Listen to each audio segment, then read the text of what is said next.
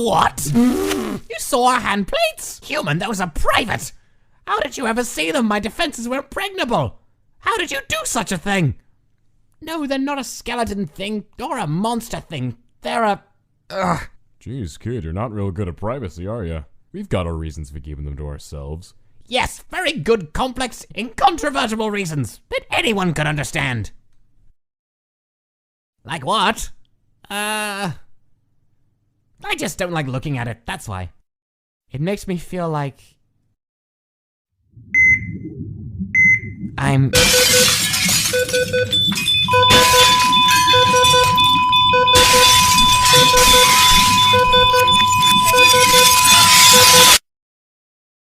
forgetting something. Is something important? Meh, some things are better off forgotten. But not that spaghetti, huh? How's it coming along? Oh, right. I need to turn the heat up.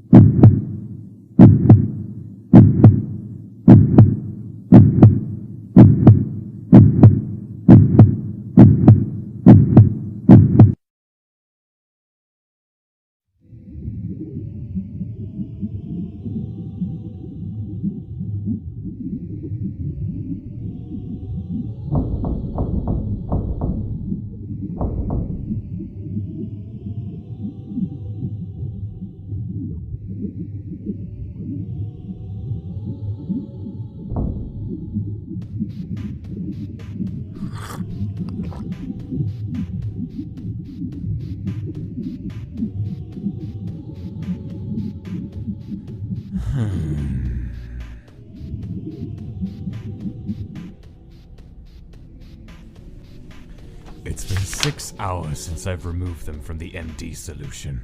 They are clumsy and confused, fearful.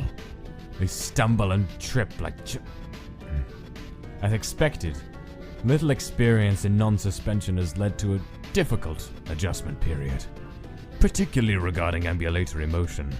It will come in time, I'm sure. They are currently separated, as the nature of their interest in each other is unclear at this point.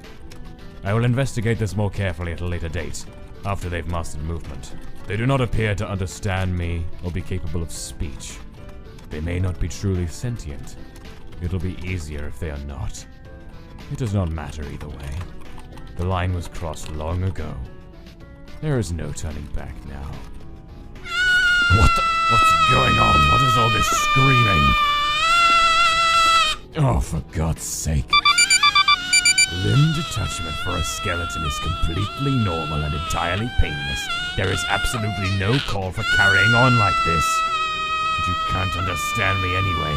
Why am I even bothering talking to you? I need to bring the arm close enough to reattach it. Stay still! I am not in the mood for this. Stay still! Stay still! Once close enough and with proper will, the arm reattaches. No pain, no fuss.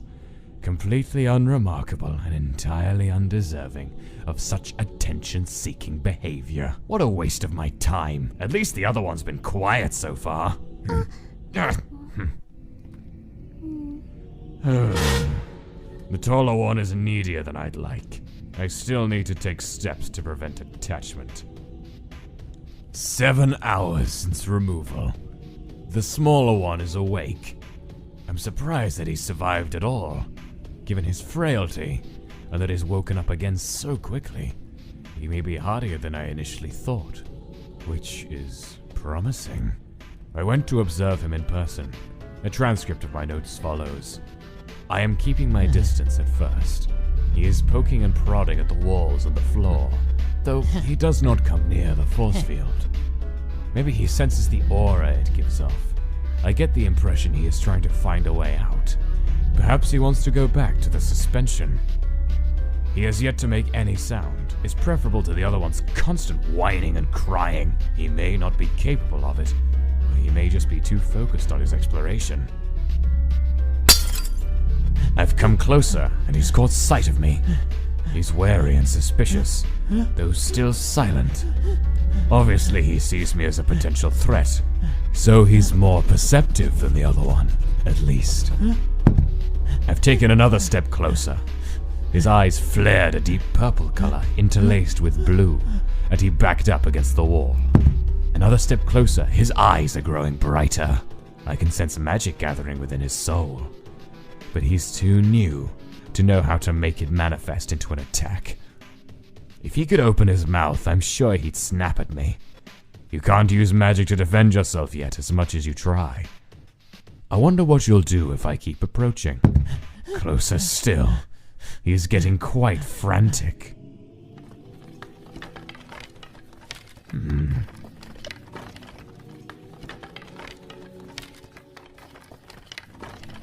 He's rattling his bones at me.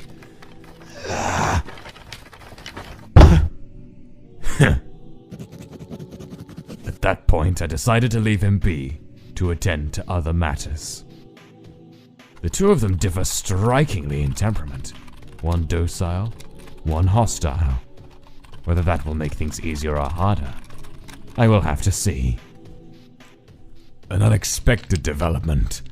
I left them within earshot of one another while I was clearing one of the workrooms for future use. It didn't take them long to realize the other was nearby. Perhaps a side effect of the nature of their souls. Huh? They made meaningless animal noises at each other. Subject 1 is capable of it after all. Nothing unusual or noteworthy, but then they began to babble. I could recognize the noises they were starting to string together. Bits and pieces of things I'd said to them. They even mimicked my tone of voice. Though clearly without understanding, they can speak. They can learn. They are sentient, after all. I don't know how I feel about this.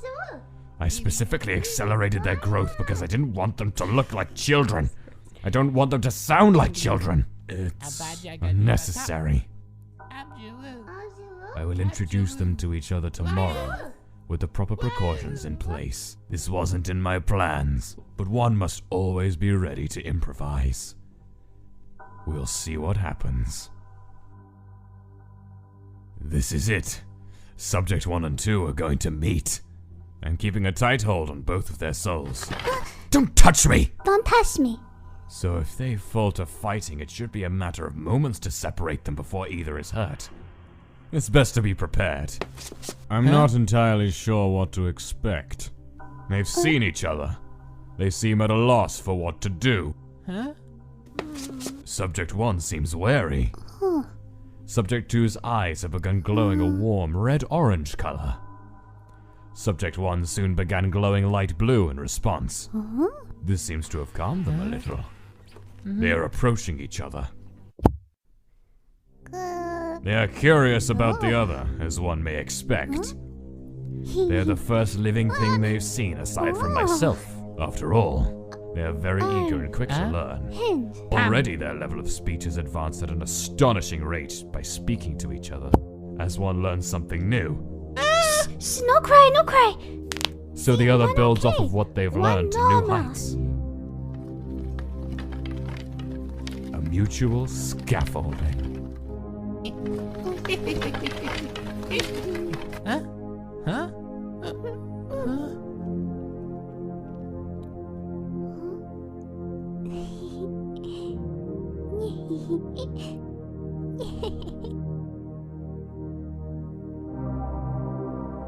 And they are getting very attached to each other, very quickly.